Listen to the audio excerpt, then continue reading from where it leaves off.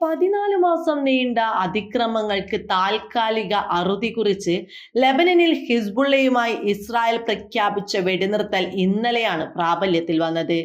പ്രാദേശിക സമയം ബുധനാഴ്ച പുലർച്ചെ 4ഓടെയാണ് 60 ദിവസത്തേക്ക് വെടിനിർത്തൽ നടപ്പായത്. ഇതോടെ തെക്കൻ ലെബനനിൽ കുടുംബങ്ങൾ സ്വന്തം വീടുകളിലേക്ക് മടക്കം ആരംഭിച്ചു കഴിഞ്ഞു. ഇസ്രായേൽ സൈനിക പിന്മാറ്റവും തുടങ്ങി. ബെയ്റൂത്തിലും ലബനന്റെ മറ്റ് പ്രദേശങ്ങളിലും സമീപ നാളുകളിലെ ഏറ്റവും വലിയ രക്തച്ചൊരിച്ചൽ നടത്തിയ രാത്രിയിലായിരുന്നു ഇസ്രായേൽ സുരക്ഷാ മന്ത്രിസഭ വെടിനിർത്തലിന് അംഗീകാരം നൽകിയത്.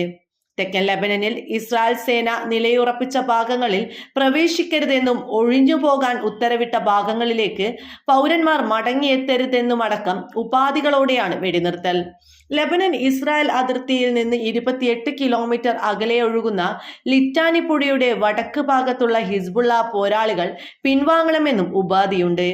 പകരം അതിർത്തിയിൽ 5000 ലബനാൻ സൈനികരെ വിന്യസിക്കണം. ചൊവ്വാഴ്ച വൈകിട്ടാണ് ഇസ്രായേൽ, ഫ്രാൻസ്, US എന്നിവ സംയുക്തമായി ലബനൻ വെടിനിർത്തൽ കരാർ പ്രഖ്യാപിച്ചത്. ശത്രുത ശാശ്വതമായി അവസാനിപ്പിക്കുന്നതിനൊപ്പം ഇസ്രായേലിനെ ഹിസ്ബുള്ളയുടെയും മറ്റ് സംഘടനകളുടെയും ഭീഷണിയിൽ നിന്ന് മോചിപ്പിക്കാനുമാണ് വെടിനിർത്തലെന്ന് US-ഉം ഫ്രാൻസും സംയുക്ത പ്രസ്താവനയിൽ പറഞ്ഞു.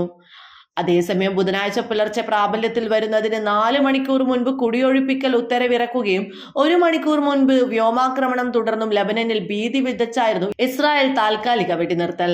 അതിർത്തിയിലെ ഹിസ്ബുള്ള പോരാളികൾ പിന്മാറുന്നതിനൊപ്പം സംഘടനയുടെ എല്ലാ സൈനിക സംവിധാനങ്ങളും തകർത്ത് പകരം ലബനൻ സൈന്യത്തിലാക്കാനും വ്യവസ്ഥയുണ്ട്. ഇതിന് US-ഉം ഫ്രാൻസും മേൽനോട്ടം വഹിക്കും. ഫ്രഞ്ച് സേന നേരിട്ടും അമേരിക്ക പുറത്തുനിന്ന് പിന്തുണ നൽകിയുമാകും ഇത് പ്രാബല്യത്തിൽ വരുത്തുക. അതിർത്തിയിൽ തുരങ്കം നിർമ്മിക്കുകയോ റോക്കറ്റ് വർഷിക്കുകയോ ചെയ്താൽ ആക്രമണം പുനരാരംഭിക്കുമെന്ന് ഇസ്രായേൽ പ്രധാനമന്ത്രി ബെഞ്ചമിൻ നെതന്യാഹു പറയുന്നുണ്ട്. ആക്രമണം പുനരാരംഭിക്കാൻ കരാറിൽ വ്യവസ്ഥയില്ലെങ്കിലും ഇതിനാവശ്യമായ കത്ത് US നൽകുമെന്നാണ് മാധ്യമ റിപ്പോർട്ടുകൾ.